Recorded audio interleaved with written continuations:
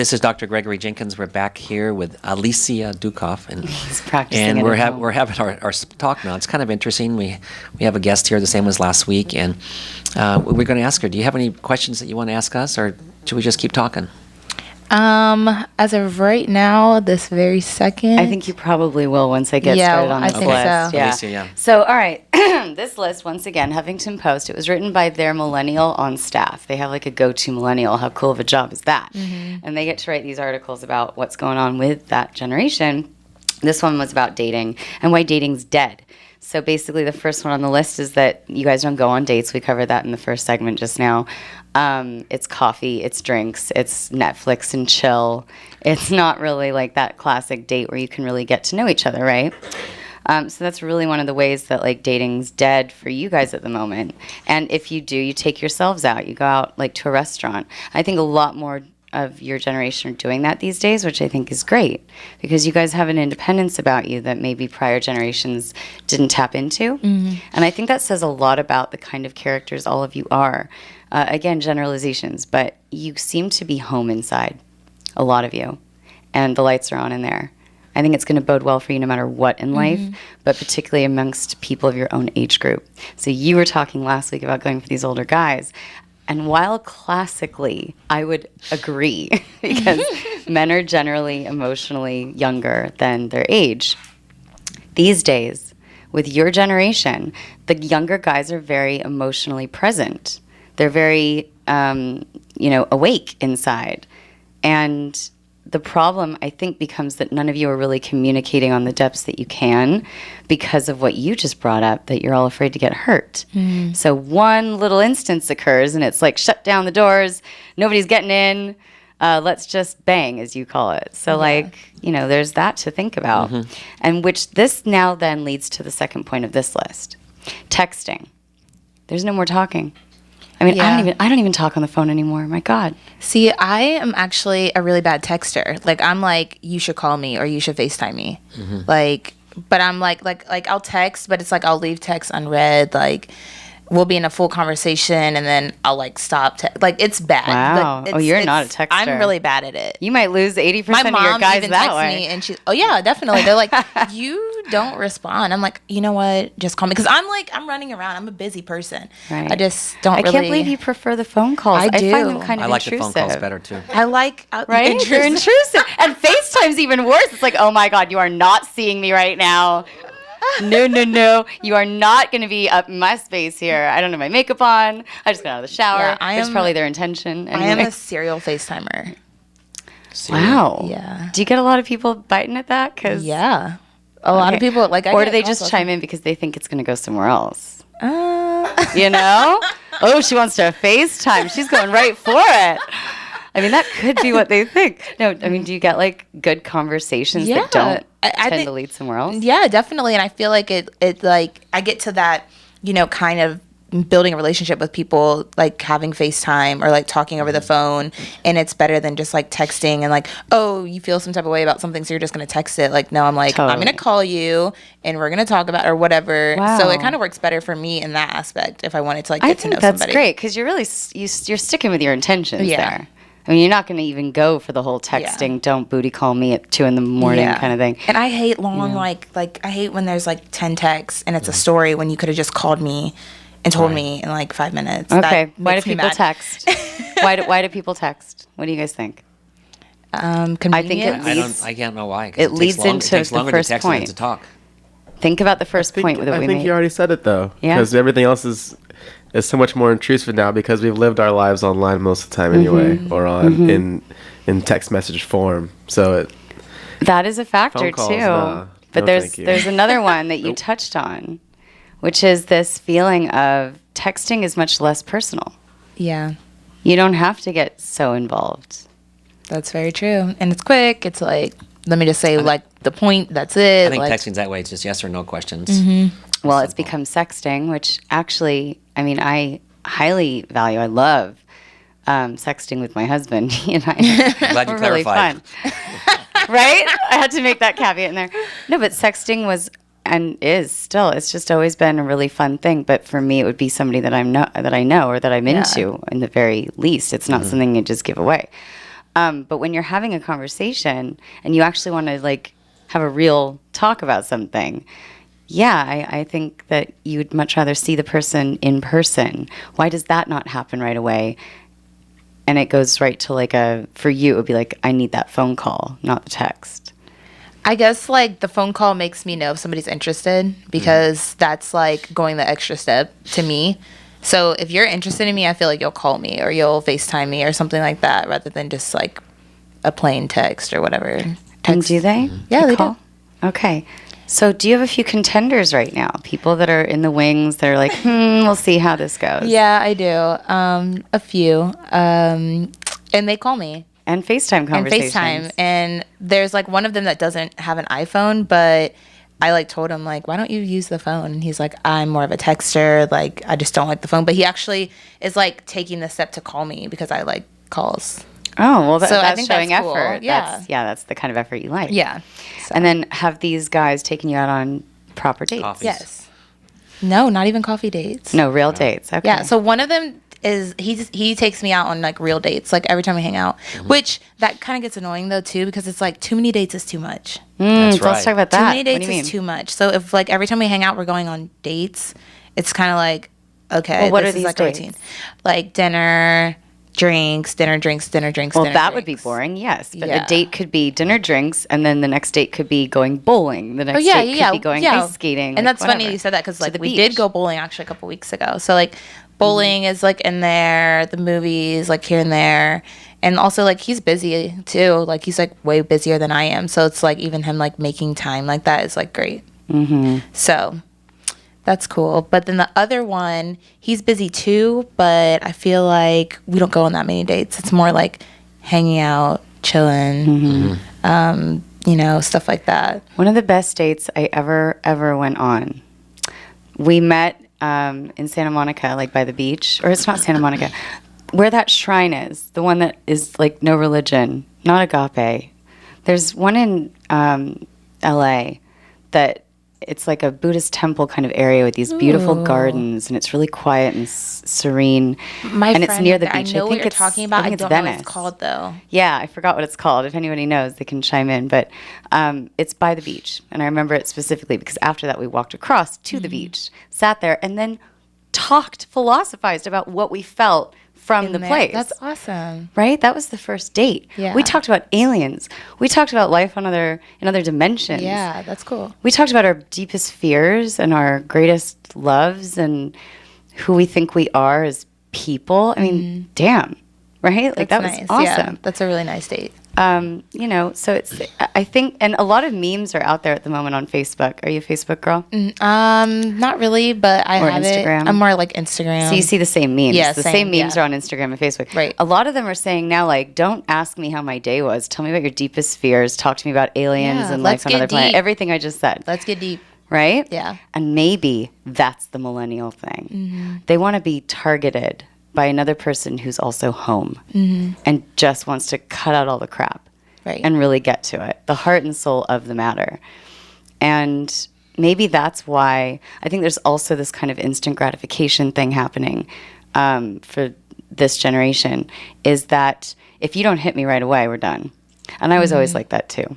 I see. That's something that I had to talk to. I was talking to this guy, and we kind of stopped talking, and I felt like I missed him, obviously. So I was like, I kind of want to like say something, but I had to come to, what's the word? I had to come like, and I had to be real with myself and be like, have you really been patient with this situation? Because it was kind of like he was doing little things to like make me mad. Like playing with you? Yeah, like I felt like he was playing with me, but at Testing the same you. time, I don't, because I feel like he was going through a situation with himself and like dealing with like, people can't jump from like relationship to relationship. You know what I mean? So when I met him, he definitely like serial had monogamous. just got out of a relationship. Yeah. And it was kind of like I wanted to be with him. Like, I'm like, I really like you. Like, I get that you just got out of the situation, but I don't really care. But I had to be like realistic and just be like, you know what? It wasn't fair to you that I was like trying to rush the situation when you had just got out of that situation. So I think patience is also like important. I think that sometimes we lack that because we just want what we want. The when we instant want it. gratification is what I was saying. Yeah. Yeah. I think well, what do you think Well, what do I think? about the instant gratification? I think it's nice. It's before the millennials, you'd go on a date or you go meet somebody face to face. So now with the FaceTime and the Instagrams and all these things, it's essentially the same thing. No, it's not. Oh, it's the same thing. Yeah. How is it the same thing as Because a real date? you would go meet somebody face to face, and now with the FaceTime and things, you don't have to do that. Right. So you don't have to travel. You don't have to go to a restaurant. You don't have to do anything other than just talk, which I like talking. But I think the FaceTime and all the other apps like that, pretty similar to dating. How do you think that's similar? I'm so curious about that. How do you think that's similar to dating for you? I guess maybe I should. Do you date on all these apps? No, but I'm saying is that people that the millennials, they're dating many times it's just a FaceTime or to Instagram or whatever they're doing. I think it's like a little catalog on Instagram. Like people just like browse and they see like, oh, this person's popping or like has these followers or is like cute or whatever. Let me send them a DM. Yeah. But I And that would be automatically the wrong intention right off the bat. Exactly, and that's if why you are curious about somebody because of their followers, and that's what's going to make you hit up that person, that's already somebody on your list that you wouldn't necessarily want to be People are with. like that these days. It's Yeah. really weird. Like some people like don't even Internet fame. Yeah, it's weird, and I never really got with that because I'm just like, that's weird. It's the wrong intention. Yeah. That's why. No, if you have enough followers, you make a living out of it, though. Oh yeah, you definitely do. Yeah. You like It's they're killing it. It's business. They're killing yeah. it. But see, yeah, but if you're going to be hit up by the guy that, is only after you because you had that hot booty pic that got, thousands and thousands of likes and then the followers and whatever. Yes, okay, it'll grab somebody's attention, but it's a mark against them if you're looking at the whole dating game and seeing if that person's really going to be a viable choice. But then And they would again, have to what show you if they are? I think that like I'm like against DMs, but at the same time, it's like how else would they contact you if like they don't necessarily know you or you're not in their same circle? So I understand that aspect, but Or they're in prison. yeah. Mental hospital. That's another Hey, list. some people in prison have cell phones. I know, think I know, that's, that's what I think I'm that's saying. another dating list right there. That's another website. How to, That is so- dating convicts, right? Okay, so I think we've Little things like that. You got to just clear up. Where are you? I live near Folsom. In God. the city of Folsom. Yeah, right next to I the get out in city of Folsom. 2020. I'm available on the Sundays. Visits are open. Yeah, that's right. Let's talk about hooking up. Okay. Hooking up. Okay. Do you have a rule? Or is it kind of go with the flow if the guy gets you, if the guy's If the guy gets me, oh my gosh. Like, all over it? oh wow. That's pretty cool. But it doesn't usually happen like that. How does I it kind happen of do for have you? like a rule. Like I'm just like I want to like observe and like see like where your head's at and stuff like that. Sometimes I overthink, which is like Me too. not good. That's called being a female. Yeah. Yeah. So I mean, I do have like a slight rule. Like I just want to like feel it. I want to feel like it's right because I don't want to like be mad later when I'm like. Have you ever walked the mile of shame where you drank too much and did something that you like woke up the next day and went, oh God, I'm gonna have to really think about that next time. Definitely. That's actually a really funny story. Just happened yesterday. Let's hear the story. Actually, it was like a boyfriend. I was dating this guy, and it was long distance.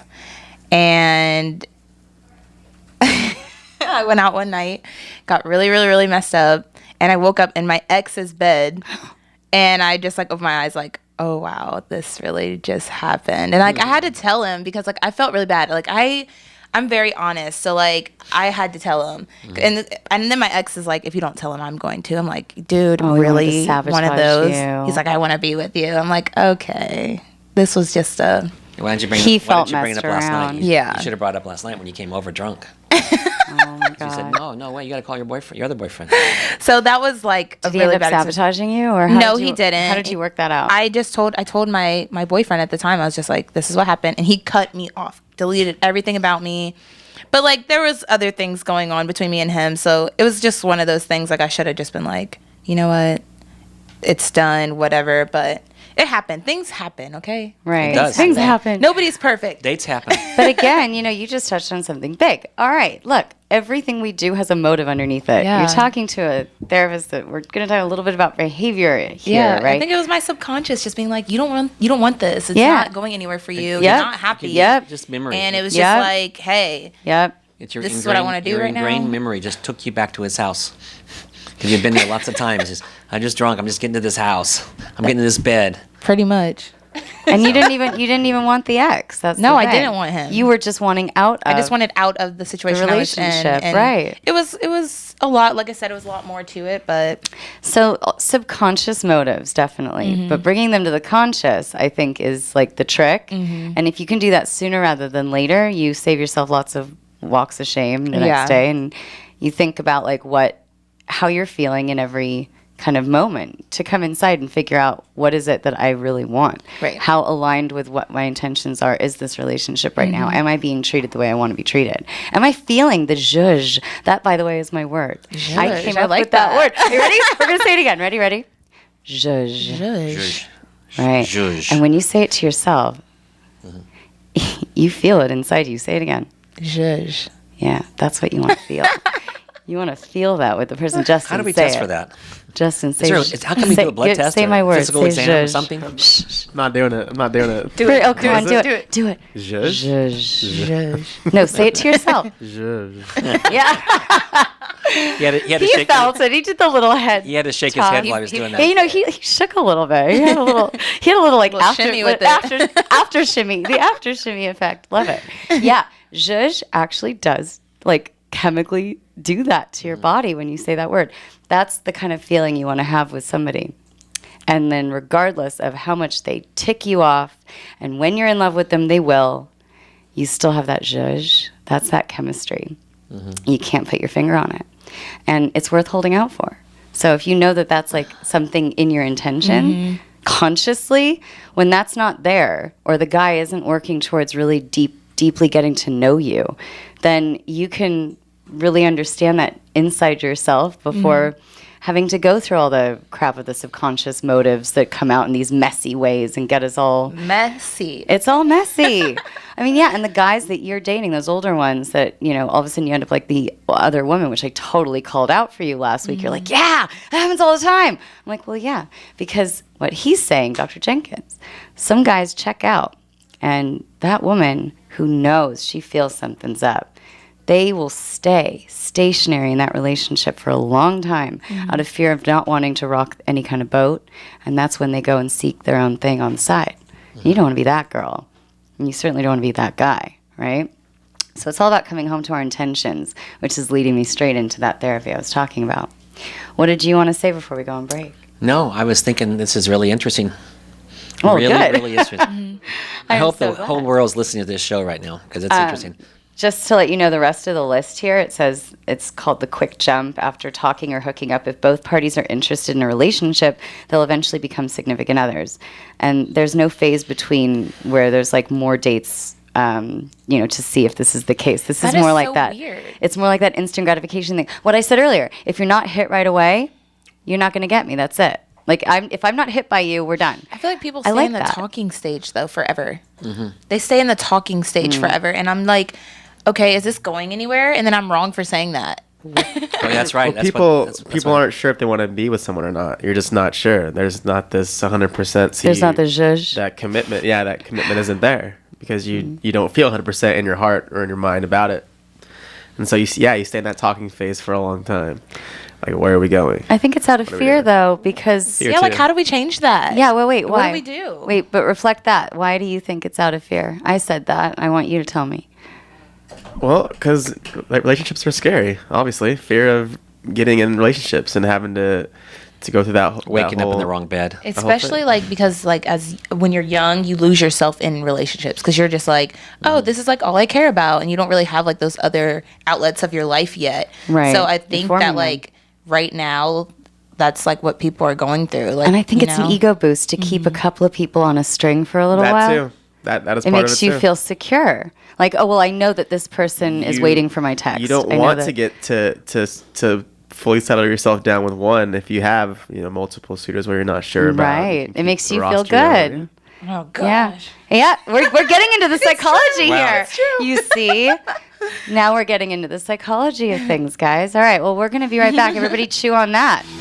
This is Dr. Gregory Jenkins. I'm back with the Doc and Dukov show. We're on our guest today, and we're, I think, finishing up this round of dating talk. And I think there's going to have to be more. This is getting deeper and more exciting as each It might minute. just turn into a dating show from a medical and psychological perspective. The medical issues that arise out of bad dates and the psychological stuff underneath, which we are just getting to here, which was awesome.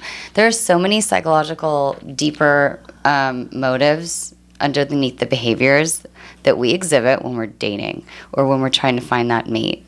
And would it surprise you to know that, like, for that second portion we just went through was the beginning of the goddess therapy? Okay, and the warrior therapy. So what that is, the goddess therapy, it doesn't really need to be, like, gender related. You want to get real deep with it, we're all both genders.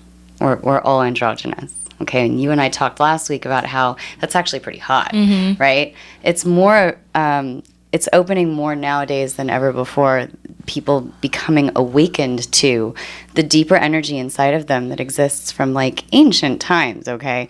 Both male and female, the sun and the moon, the masculine, the feminine. Masculine being the heart and the driven and the focused, like the sun. Think of the sun's energy. It's masculine, it's hard, it's, potent. And the moon is gentle, feminine, soft, intuitive, emotional. Will both run through us. And in order for us at any age, but especially your young age group that you guys are in your early 20s right now, to come home inside and focus on what your energy is telling you it wants. There are, like, ways to get in there, mindfulness techniques that have existed for thousands of years. And the goddess and the warrior both exist in you. So that warrior pose from yoga, that's my favorite one, because male or female, it brings out, it evokes the warrior spirit inside of you that is supposed to be rooted in the earth. It's that male presence that you need as the other half of you, as the female. Yeah. And inherently in you as well. You have a female essence that exists inside of you, and that goddess intuitive energy that you can pull out. Right. You talk about mindfulness, but real quickly, you're going to find that more and more important in organizations where people, they're going to say, okay, get off your computers, and we're going to be mindful this morning for a while. And because we're all tied in so much with electronics. But anyway, we'll be back next week, won't we? Yeah. I mean, look, that's where we're going with this. We have some expert person here with us right now. The expert dater. Expert dater. She's telling us all kind of great stuff. But we're going to close down here for the day. And this is Dr. Gregory Jenkins with Alicia Dukov, and we're signing off See you next week. for next week. Thank you.